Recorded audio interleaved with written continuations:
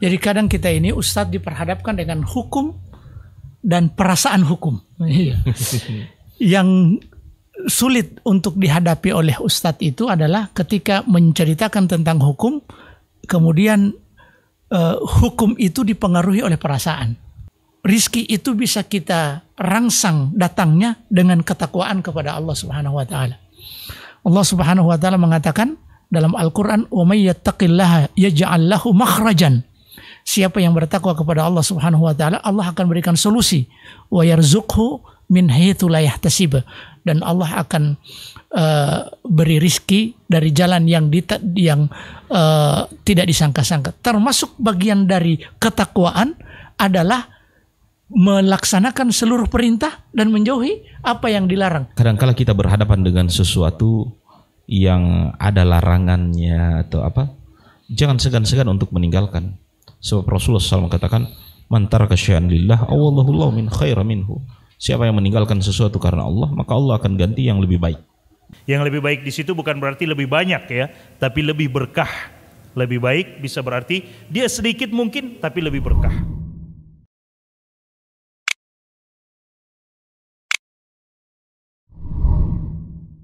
Jadi kadang kita ini Ustadz diperhadapkan dengan hukum dan perasaan hukum. Yang sulit untuk dihadapi oleh Ustadz itu adalah ketika menceritakan tentang hukum, kemudian hukum itu dipengaruhi oleh perasaan. Antara kita menyatakan hukum sesuai dengan apa yang kita pelajari dan kita tahu, dengan penerapannya dan berhadapan dengan perasaan. Maka yang ingin saya sampaikan pertama, bahwa dalam masalah rizki ini, rizki Allah Subhanahu wa taala itu ada di langit. Wa fis samai rizqukum wa ma tu'adun. Sesungguhnya rizki kalian itu ada di atas langit dan apa yang dijanjikan kepada kalian. Sehingga rizki ini bukan di bumi.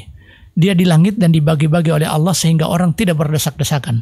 Yang kedua, siapapun makhluk di muka bumi ini itu pasti sudah ada jaminan rizkinya. Wa ma min dabbatin fil ardi illa 'alallahi rizquha. Tidak ada makhluk manapun yang ada di muka bumi ini kecuali Allah telah memberikan rizki kepada dia. Yang berikut masalah rizki, Allah perintahkan kepada kita, wa huwallazi ja'ala lakumul arda dhalulan famshu fi manakibiha wa kulu mir rizqih.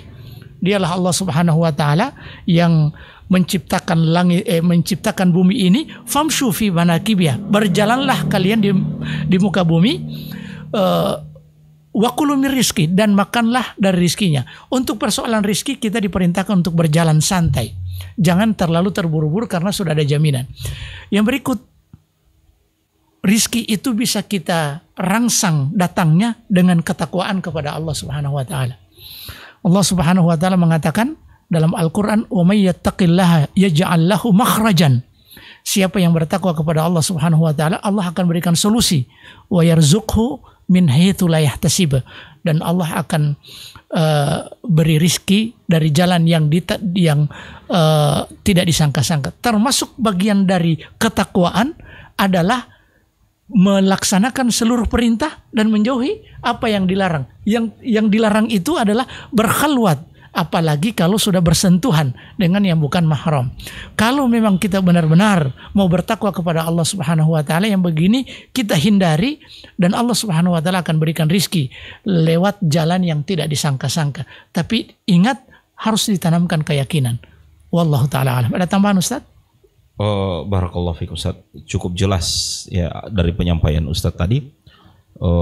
Yakinlah rezeki kepada Allah Subhanahu wa taala, dan kadangkala kita berhadapan dengan sesuatu yang ada larangannya atau apa, jangan segan-segan untuk meninggalkan.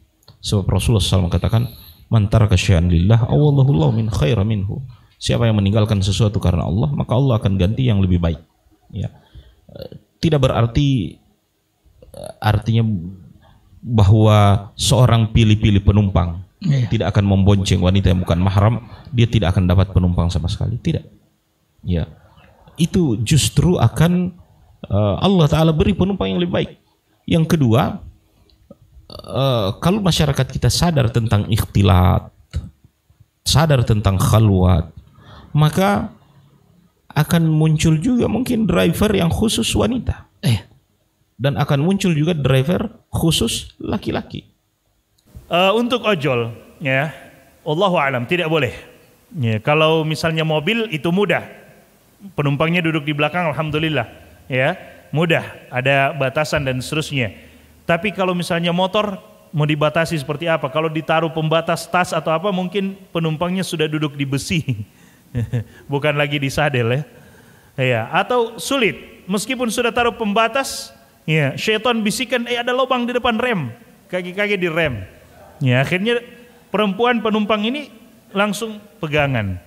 Ya, ini lebih baik dihindari, tidak boleh dihindari. Dan insyaallah, ya, man taraka syai'an lillah awadahullahu khairun minhu. Siapa yang meninggalkan sesuatu karena Allah, maka Allah akan gantikan untuknya dengan yang lebih baik daripada itu. Ya, kalau bisa di cancel, meskipun nanti misalnya dapat teguran, ya, yang penting teguran itu tidak mengeluarkan kita misalnya, ya, cancel saja. Insya Allah mungkin setelah itu kita dapat, ya, turis laki-laki, dia suruh antar, ya, dari masjid ini disuruh antar ke hotel misalnya, dia bayar 500.000. Ya, siapa yang meninggalkan sesuatu karena Allah, insya Allah Allah gantikan dengan yang lebih baik. Yang lebih baik di situ bukan berarti lebih banyak, ya, tapi lebih berkah. Lebih baik bisa berarti dia sedikit mungkin tapi lebih berkah, ya.